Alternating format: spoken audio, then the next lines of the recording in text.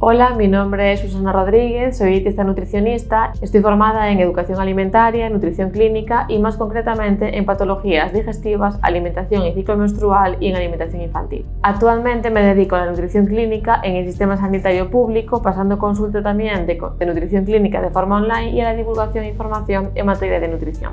En esta masterclass vamos a hablar de cómo podemos hacer una buena planificación para comer de esta forma más saludable, organizar mejor la compra semanal y evitar de esta forma también el desperdicio alimentario. Si planificas tu menú, comprarás en base a este menú, evitando ir al supermercado o al mercado a inspirarte, que ojo, esto a veces está muy bien y es necesario, pero en ocasiones pasa que vamos y vemos, por ejemplo, una coliflor que tiene una pinta increíble y pues nada, decidimos comprarla. Llegamos a casa, pero nos da un poco de pereza prepararla, pues porque huele, por ejemplo, mucho. Decimos, va, pues si eso ya la preparo mañana. Llega mañana y qué pereza, entre ese olor, que tengo que lavarla y demás, pues ya si eso mañana. Y así eternamente, hasta que al final terminamos pues por tirarla. Si yo tengo mi menú planificado, sabré cómo es mi semana y por tanto voy a saber si tengo más o menos tiempo de cocina, si va a hacer más frío o más calor y por tanto prefiero platos más calentitos o necesito tirar más de ensaladas o cremas frías. Además, en base a esto solamente compraré lo que voy a necesitar para mis recetas y voy a evitar ese desperdicio alimentario que os comentaba antes y además derroche de dinero innecesario. Lo ideal para poder empezar a planificarte es que tengas una hoja, entonces te voy a pedir que cojas una hoja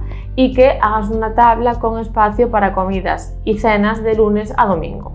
Una vez que tengas esa tabla, vamos a la acción. Como paréntesis, me gustaría poder recordarte que la base de nuestra alimentación serán las frutas, verduras y hortalizas, las cuales tienen que representar la mitad de nuestro plato en las comidas principales, suponiendo estas la mitad del mismo. La mitad restante estará compuesta en un cuarto para la proteína y la otra mitad para el hidrato de carbono complejo. Después de este paréntesis, vamos a planificarnos. Por otra parte, iremos anotando la proteína que pondremos en cada ingesta.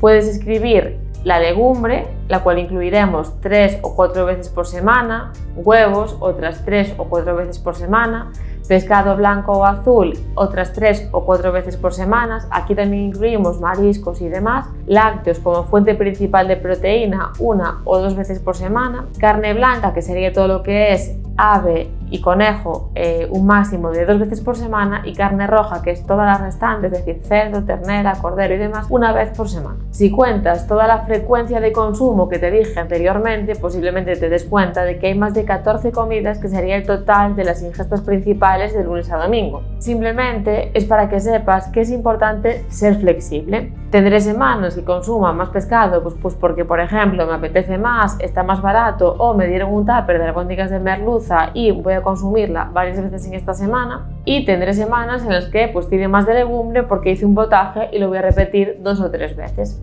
Es importante ser flexible con las recomendaciones. Esto que te estoy explicando son ideales, lo cual no quiere decir que tenga que ser tu caso, pero sí que ha de ser a lo que nos gustaría llegar o al menos acercarnos. Es decir, si actualmente cuentas todo tu reparto proteico semanal y te das cuenta de que tu consumo de legumbre es por ejemplo nulo y que el de carne roja es de 5 veces y debería de ser 1, no puedo pretender hacer pues un cambio radical y llegar a los ideales en una semana. Lo ideal sería poder hacer los cambios más progresivamente. Los cambios radicales no se mantienen en el tiempo, por lo que en este caso en concreto podríamos empezar a disminuir el consumo de carne roja y aumentar el consumo de legumbre de forma progresiva.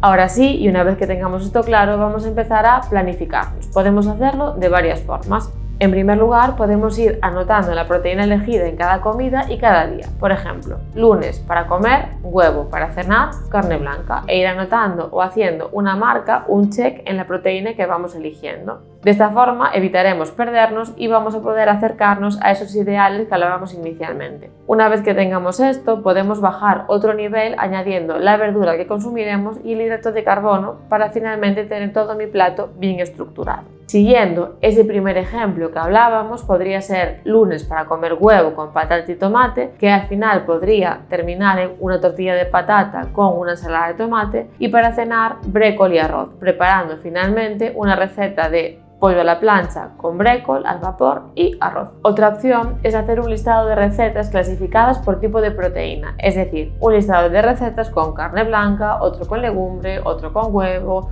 otro con carne roja, el cual a su vez vamos a poder dividir en recetas sencillas y elaboradas, un recetario de invierno y recetario de verano. Aquí, por favor, siéntete totalmente libre para organizar esto como te simplifique a ti este proceso de poder planificar tu propio menú. Si tenemos este listado, podemos hacer el primer paso de estructurar la proteína y después directamente buscar en mis recetarios y colocarlo. O no hacer ese primer paso previo y directamente colocar las recetas e ir marcando el tipo de proteína elegida. En consulta a mis pacientes siempre les recomiendo empezar a planificarse eligiendo esa segunda opción, es decir, teniendo sus listados de recetas por tipo de proteína e ir haciendo ese Tetris en su propio menú. Para este tipo de recetarios puedes inspirarte en aplicaciones como puede ser Equidu. Es una aplicación que también tiene versión web de recetas saludables, o también puedes utilizar cuentas de cualquier tipo de red social. Son muchos los profesionales, aunque bueno, también me incluyo aquí, en el que intentamos hacer divulgación tanto en materia de nutrición como de recetas saludables. Puedes guardártelas e incluso guardarlas en carpetas dentro de la propia red social y añadirlas a tus recetarios posteriormente. Sería ideal que pudieses probar recetas nuevas de forma semanal. No tiene que ser nada súper elaborada, puede ser una receta muy sencilla, pero sí preocuparnos mínimamente por poder variar nuestra alimentación. De esta forma evitaremos que nuestra alimentación no resulte monótona y al final acabar comiendo siempre A, B o C. Si quieres ir más allá porque ya tienes dominado esto de hacer menús en base a tus necesidades de vida en general, puedes seguir la corriente del batch cooking. Se basa en preparar todas las comidas y cenas de la semana en un día. El tiempo aproximado de realizar este método de batch cooking dependerá de tus dotes culinarios y de lo que te compliques a la hora de escoger la receta. Lo habitual suele ser destinar entre 3 y 4 horas semanales para llenar la nevera de tuppers, pero lo que decía antes, aquí va a depender un poco de tus dotes en la cocina y yo os puedo poner mi caso en concreto en el que inicialmente me llevaba 5 o 6 horas hacer el batch cooking y ahora mismo en 2 horas tengo todas las comidas de la semana. Me parece importante recalcar aquí la importancia de tener un conocimiento básico de seguridad alimentaria. De esta forma nos ahorraremos disgustos y sustos. No todos los alimentos tienen el mismo tiempo de conservación y te voy a hacer un resumen súper rápido para que por favor lo anotes y lo tengas presente cuando hagas tu batch cooking. Las verduras y hortalizas, una vez cocinadas, duran entre 4 y 5 días en la nevera. La carne y el pescado cocinados duran entre 2 y 3 días en la nevera. Aquí va a depender de la forma de preparación y del tipo de carne o de pescado,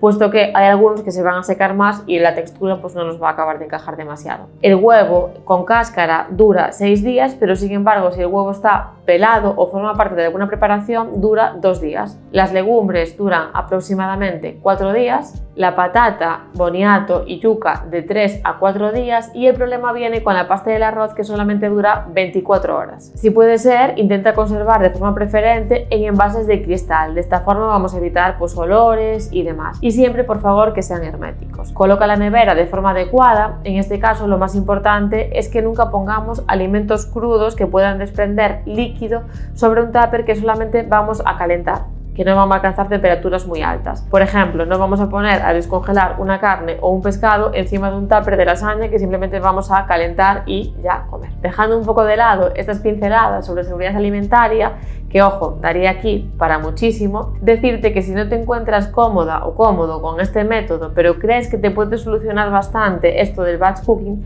pues te animo a que pruebes a hacer medio batch cooking, es decir, que adelantes parte de las preparaciones, como pueden ser las guarniciones o algunos platos, pero no el tupper o los tuppers de toda la semana por completo. Por ejemplo, el domingo puedes cocinar todas las comidas y cenas de lunes a miércoles y el miércoles para el jueves y el viernes. Otra opción es preparar solo las comidas o solo las cenas. Y otra, preparar la parte que más pereza te pueda dar, como pueden ser por ejemplo las verduras. Si haces cremas al vapor o al horno, puedes dejarlas de la semana ya preparadas y así cocinar solamente en el momento la proteína o el hidrato de carbono. Como ya te decía antes, es importante que busques lo que mejor se encaja a ti y a tu vida y lo que te pueda facilitar esto. Un básico que te va a ayudar mucho es reutilizar fuentes de calor y técnicas culinarias. Vamos a verlo con algún ejemplo porque me es más fácil para poder explicar. Si cocinas un potaje de lentejas, por ejemplo, pues intenta aprovechar y comerlas un par de días, así vamos a utilizar legumbres 2 días y una misma preparación. Además, ya que voy a hacer ese potaje, puedes colocar una vaporera o un colador en la parte superior y cocinar, por ejemplo, un brécol o una coliflor. Tienes que tener en cuenta que esto sí que es cierto que puede dar cierto sabor a lo que estemos cocinando abajo. Por eso te recomiendo que si hago unas lentejas, pues no cocines una merluza al vapor en la parte superior. Pero esto es para gustos totalmente.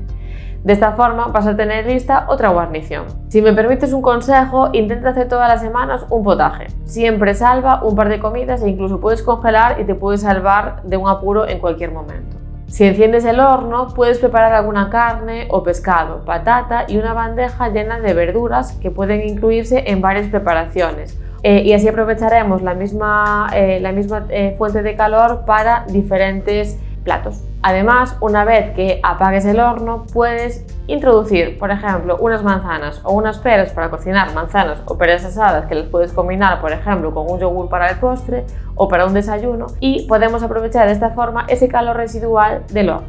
Así, pues ya que encendemos el horno, vamos a aprovechar bien sus fuentes de calor.